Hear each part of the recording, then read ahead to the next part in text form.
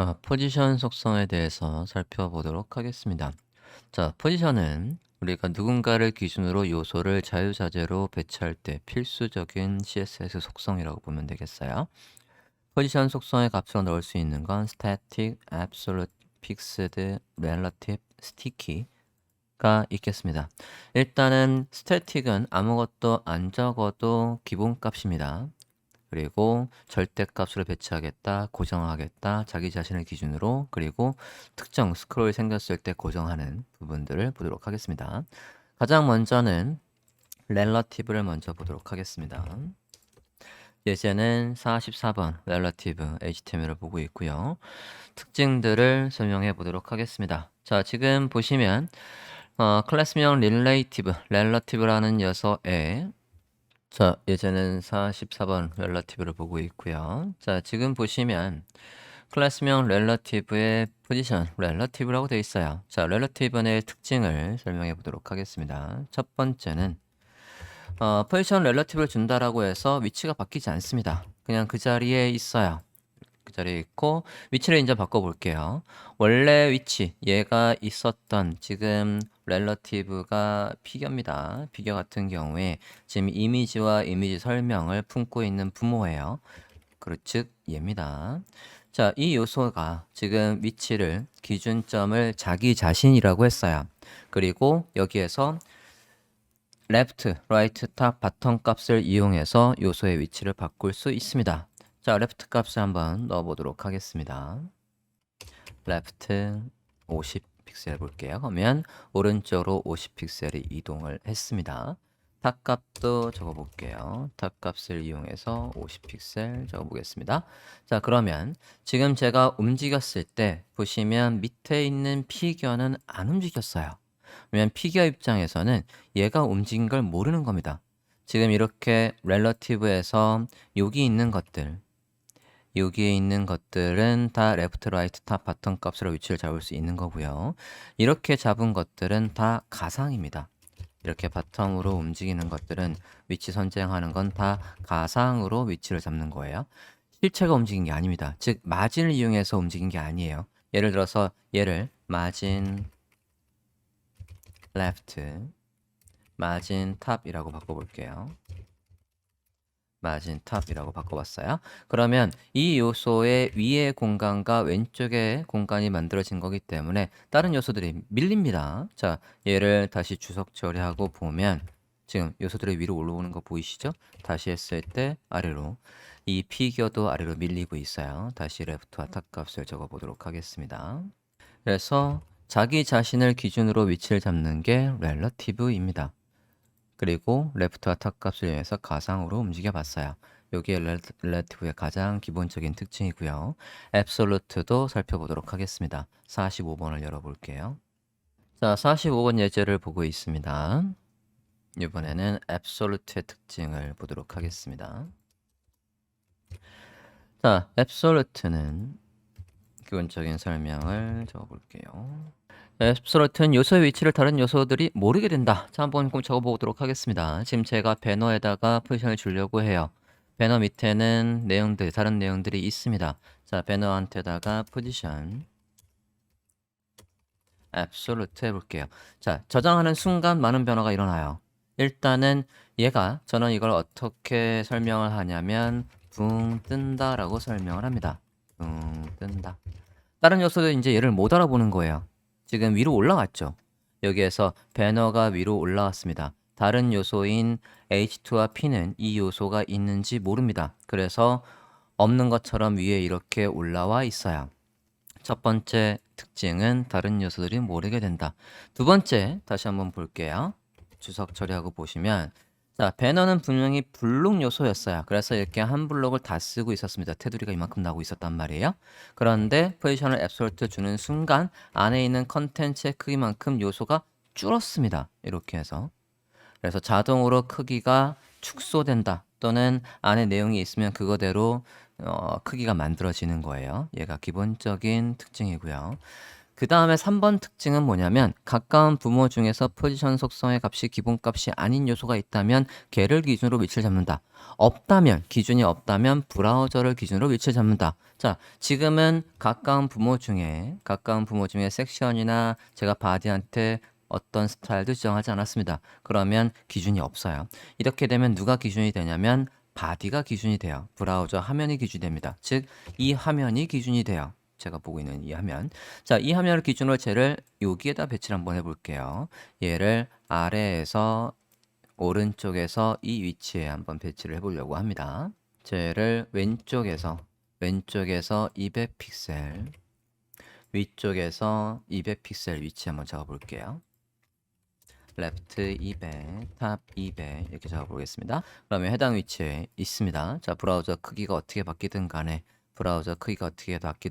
왼쪽과 위에서 저 위치에 배치되어 있는 걸 볼 수 있어요. 우측 하단에 만약에 한다라고 하면 오른쪽에서 아래쪽에서 해서 이렇게 배치를 해봤습니다. 그럼 브라우저 너비를 찌르면 브라우저를 기준으로 해서 위치를 잡은 거기 때문에 이렇게 배치가 됩니다. 다시 돌릴게요. 자, 저 상태로 해서 지금 보면 가까운 부모 중에 지금 기준이 없는 거죠. 자, 그럼 기준을 잡아주면 어떻게 될까 한번 볼게요. 기준을 누구로 잡아줄 거냐면요. 얘 부모인 섹션에 가서 기준을 잡아볼게요. 섹션을 기준으로 잡아보겠습니다. 그러면 섹션에 가서 아까 기준이 될 수 있는 자격이 뭐라고 했냐면 포지션 속성 값이 기본값이 아닌 게 있어야 된대요. 이게 아까 기본값이라고 했고요. 이 기본값 외에 다른 값으로 지정되어 있는 게 가까운 부모 중에 있다라고 한다면 그 요소가 기준입니다. 그러면 가까운 부모인 섹션에다가 제가 포지션을 렐러티브 해볼게요. 이렇게 하면 이 녀석이 이제 기준이 되는 거고요. 위치를 잡아보면 탑 값을 한번 0으로 바꿔볼게요. 0으로 바꿔보면요. 섹션 검사해봤을 때 섹션이 이제 여기지 않습니까? 여기에서 얘를 기준으로 해서 탑에서 안 떨어져 있는 거예요. 탑 0을 했으니까. 왼쪽에선 200픽셀 떨어져 있는 겁니다. 이렇게 해서 기준을 잡고 그 기준 위치에서 우리가 원하는 위치로 절대값으로 배치할 수 있는 게 앱솔루트입니다. 자, 그러면 앱솔루트도 간단한 예제를 가지고 연습을 해보도록 할게요. 46번을 열어보겠습니다. 포지션의 엑서사이즈 46번을 보고 있습니다. 자, 앱솔루트의 특징을 잘 생각을 하면서 지금 어떤 걸 해보고 싶냐면 이게 지금 슬라이드라고 봤을 때 슬라이드의 이전 버튼, 다음 버튼이 여기에 오는 그런 레이아웃을 만들고 싶어요. 지금은 여기에 있는데 우리가 억지로 바깥쪽으로 이렇게 끄집어낸다는 얘기예요. 억지로 바깥쪽으로 끄집어낼 때 포지션은 앱솔루트를 쓸 수가 있겠습니다. 자, 그러면 얘는 누굴 기준으로 위치를 잡아야 되는 거냐면 얘를 기준으로 해서 여기 위치에 자리를 잡아야 돼요. 그러면 요 녀석 얘를 다 감싸고 있는 부모, 지금 H10을 봤을 때 이 A10을 다 감싸고 있는 부모는 슬라이드 래퍼예요. 슬라이드 래퍼에 가서 기준을 잡아볼게요. 그 자리에 있으면서 포지션이 기본값이 아닌 거 렐러티브로 해서 잡아봤습니다. 기준을 잡아주고요. 그 기준을 얘를 슬라이드 래퍼를 기준으로 우리가 원하는 위치에다 잡아보도록 하겠습니다. 자, 일단은 둘 다 똑같이 위에서 센터에 있게 할 거예요. 그러면 잡아볼까요? BTN 이제 둘 다 클래스명 BTN이 있어요. 그러면 얘한테다가 스타일 잡아보겠습니다. 포지션 일단은 앱솔루트에서 절대값으로 위치를 잡겠다라고 하고요. 탑 값을 일단 50% 해볼게요. 자, 그러면 이 요소는 지금 위에서 정확하게 50% 지점 여기에 와 있어요. 이 부분에 와 있습니다. 자, 그러면 자세히 보면 얘가 중앙에서 아래로 내려온 거죠. 저는 얘가 여기에 위치하고 싶은 거거든요. 그러면 이 버튼의 크기의 반만큼 위로 올라가야 돼요. 버튼의 크기는 지금 라인하이트 50의 크기를 반영해서 50픽셀의 크기를 가지고 있습니다. 자기 크기의 반만큼 위로 올라가야 되겠어요. 자기 크기의 반만큼 마진 탑에서 마이너스에서 25픽셀 위로 올라가 볼게요. 그러면 이제 정확하게 센터가 됐습니다. 둘 다 똑같이 세로 기준으로 위치는 똑같으니까 탑 값을 주고 자기 반만큼 위로 올라가라고 했습니다. 자, 이 상태에서 제가 얘를 왼쪽에서 50픽셀, 오른쪽에서 50픽셀 위치의 자리를 잡아볼게요. 클래스명으로 구분이 되어 있죠? PREB라는 클래스명을 선택하고 기준 위치 left에서 50픽셀 떨어져 있을래? 기준 위치 right에서 next right에서 50픽셀 떨어져 있을래? 라고 해서 이렇게 배치를 해줬습니다. 자, 그러면 저는 이제 여기에 딱 붙이고 싶어요. 붙이고 싶으면 여기에서 레프트 값을 0, 라이트 값을 0 이렇게 할 수 있겠죠. 그리고 전 더 나갔으면 좋겠어요. 여기에서 이제 요 녀석이 여기에 있었으면 좋겠습니다. 딱 붙어서 여기 있었으면 좋겠어요. 그러면 얘 크기가 지금 몇인지 한번 볼게요. A 태그의 크기가 보면 77이네요. 그러면 자기 그만큼 바깥으로 이렇게 77픽셀 나가면 될 거 아니에요. 자, 근데 지금 만약에 얘가 슬라이드고 슬라이드의 제목이 여기에 들어오는 거라고 한번 생각을 해볼게요. 이전 프로젝트의 제목, 다음 프로젝트의 제목. 그러면 그 제목은 길이가 각각 다를 거란 말이에요. 자, 각각 다른 링크, 다른 제목이 오더라도 저는 얘가 여기에 위치하고 싶은 거예요. 그러면 우리는 이제 이 요소의 너비를 모르기 때문에 얼마큼 왼쪽으로 나갈지를 몰라요. 이걸 적을 수 없다는 얘기예요. 자, 제가 지금 레프트에서 아까 50 했다가 0 했다가 마이너스로 했는데 이걸 여러분이 어떻게 반드시 해석을 해야 되냐면 다시 50 픽셀 해볼게요.